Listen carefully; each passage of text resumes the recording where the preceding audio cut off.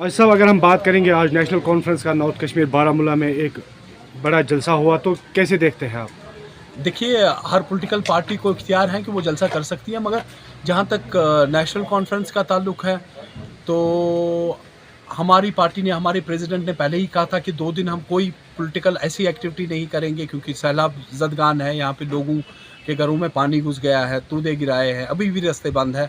तो उस वजह से हमने कहा कि लोगों को भी तकलीफ़ ना हो और एक माँ का रिस्पेक्ट की वजह से हमने 2 दिन पॉलिटिकल एक्टिविटीज़ रोक दी थी, क्योंकि उमर साहब या नेशनल कॉन्फ्रेंस, उनको तो लोगों के साथ लेना देना कुछ नहीं होता है, इनको अपना शो ऑफ होता है, तो उन्होंने कर दिया तो अच्छी बात है।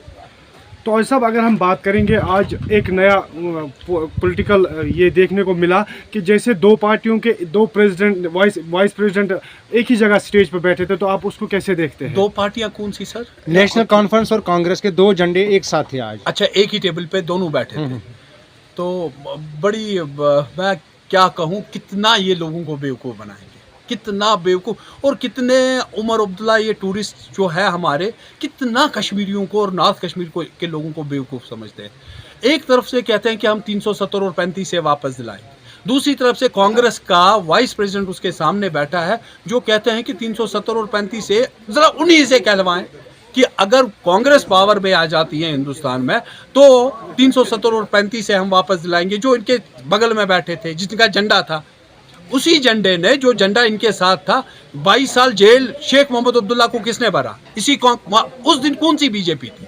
उस दिन तो यही कांग्रेस थी ना जिन्होंने इनको 22 साल इसके दादा को अंदर किया, और आज यही उसकी कुर्सी के साथ में बैठे हुए ये कह रहा है कि मैं 370 और 35 से वापस लाऊंगा। ज़रा ये वक़ार रसूल साहब जो यहाँ पे वाइस प्रेसिडेंट बने हुए या प्रेसिडेंट स्टेट है, ज़रा ये बोले कि हम जी हाँ 317 हम उमर अब्दुल्ला की इस बात को ये करेंगे, हम ऊन करेंगे, हाँ जी हम दिलाएंगे। ज़रा उससे क्या लवाए, क्यों लोगों को बेवकूफ़ बना रहे हैं? हम कश्मीरी अब इतना सीधा साधा नहीं रहा, अब सोशल मीडिया का ज़माना है जनाब। उमर साहब, अब आप देख लीजिए कि ये लोग बेवकूफ़ नहीं है। आपके बगल में जो बैठा है कांग्रेस वाला, उससे तो कहलवाए पहले, फिर जाके लोगों को बोले। क्यों लोगों को बेवकूफ़ बना रहे हो?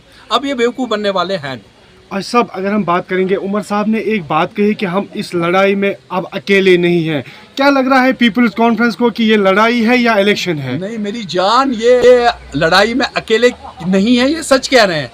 इस लड़ाई में कांग्रेस भी साथ है, क्योंकि जिसने इस 370, जिसने यहाँ के प्रेसिडेंट रूल जो था, प्राइम मिनिस्टर जो था, वो जिसने डिसएम्पावर किया कश्मीर को, और अकेले भी नहीं है, शिवसेना भी तो इनके साथ है, सच कह रही है। और शिवसेना वही है जिसने जब 370 और 35 से हटाया गया, उन्होंने यहाँ पे पटाखे फोड़े। तो ये कहाँ अकेले हैं, ये तो साथ में है।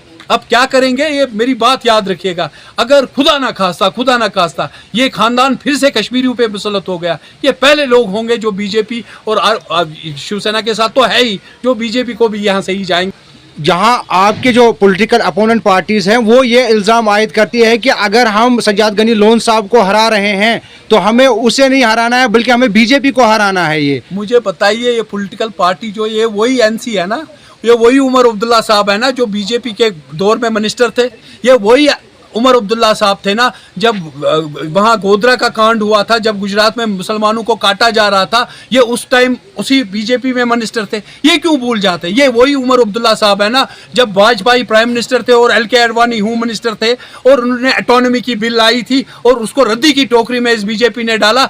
उस टाइम इसकी ये ज़मीर कहाँ गया था? उस टाइम ये ज़मीर क्यों नहीं जागा था? आज इसका क्योंकि आज उसको मोदी जी घास नहीं डालता है। उस टाइम ये जो अपना वाजपेयी जी थे, वो तो उसको फॉरेन मिनिस्टर बनाया, उसका तो ये प्यारा बेटा था। और ये देखिए, जो पॉलिटिकल पार्टी है बीजेपी, ये आइडियोलॉजिकल पार्टी है, ये हिंदुत्व वाली पार्टी है, सब जानते हैं।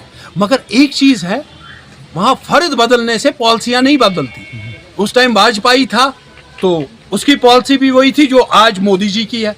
तो मगर क्योंकि आज मोदी जी घास नहीं डालता है तो मोदी जी खराब हो गए, वाजपेयी जी ठीक हो गए।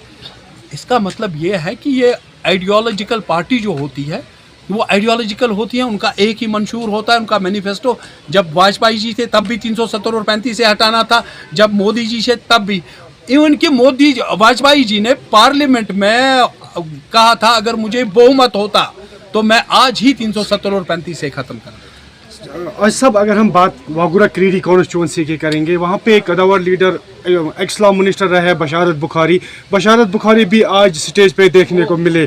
तो पीपल्स कॉन्फ्रेंस के डिस्ट्रिक्ट प्रेसिडेंट आसिफ लोन उसे कैसे देखते हैं? देखिए, हर एक का अपना अपना नज़रिया होता है, मगर मुझे एक चीज़ बशारत साहब से कहनी पड़ेगी कि बशारत साहब बिल्कुल सही, आप अपना डिसीजन ले सकते हैं। जमहूरी ये है, जमहूरी मुल्क है हमारा, यहाँ कोई भी किसी भी तरफ जा सकता है। मगर बशारत साहब अगर अपने वर्कर्स की ही बात मानते, जो वर्कर्स उनके पास है वो उनसे नाराज़ हैं कि बशारत साहब ने एक बार एक चीज़ देख ली है।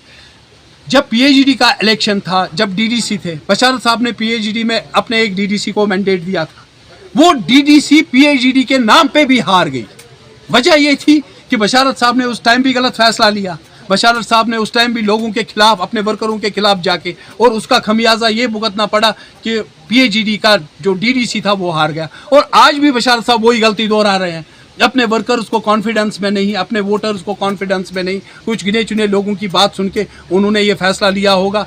तो इंशाअल्लाह जो वो डीडीसी का हाल हो गया, वही आप देखेंगे उमर अब्दुल्ला का भी हाल इंशाअल्लाह वही होने वाला। आज साहब अगर हम बात इंजीनियर रशीद की करेंगे, अब इंजीनियर रशीद भी इस रेस में आ गए, तो पीपल्स कॉन्फ्रेंस से कैसे देखती है? जमहूरी मुल्क है जनाब, कोई भी आ सकता है, सबको वेलकम करना चाहिए। इंजीनियर साहब भी हमें, मैं फ़ख्र से कहता हूँ, हमारी पार्टी से निकले हुए हैं। हमारी पार्टी, हमारा पार्टी एक इंस्टीट्यूशन है और इसी इंस्टीट्यूशन से उनको सियासत मिली है। तो मुझे फ़ख्र है कि वो अगर आ जाएंगे तो अच्छी बात है, अच्छा हेल्दी कंपटीशन होगा। तो इस चीज़ से तो मुझे लगता है कि जमहूरी मुल्क में ये चीज़ें होती रहती है, हर एक को हक है और हर एक को हक मिलना चाहिए। आपकी जो मुखालिफ पार्टियां हैं वो ये कह रही है कि पीपल्स कॉन्फ्रेंस का कहीं पर नामो निशान है, ये खाली महज एक शोर शराबा है। कैसे देखते हैं आप? ये जो मुखालिफ पार्टियां नहीं, बल्कि ये नेशनल कॉन्फ्रेंस, जिनको आदत है ख़ानदानी राज, अपने दादा से, अब परदादा, उसके बाद पोता, इनको आदत हो चुकी है। और ये लोग ये ख़ानदान से बाहर इसको जाने नहीं देना चाहते। तो इनका तो कहना ही होगा, ये तो नहीं चाहेंगे। सुना है अब दो और अब्दुल्ला साहब हैं कि सरदार साहब हैं, मुझे नहीं पता क्या है, तो मगर वो भी आ रहे हैं मैदान में, उमर साहब के बच्चे भी आ रहे हैं। तो ये तो चाहते हैं कि ये ख़ानदानी ही चलता रहे। मगर अब कश्मीरी लोग जाग चुके हैं, कश्मीर का जवान जाग चुका है। वो अब इस ख़ानदानी राज से तंग आके इसको बाय बाय करके एक नए कश्मीर की शुरुआत करने जा रहे हैं इंशाअल्लाह।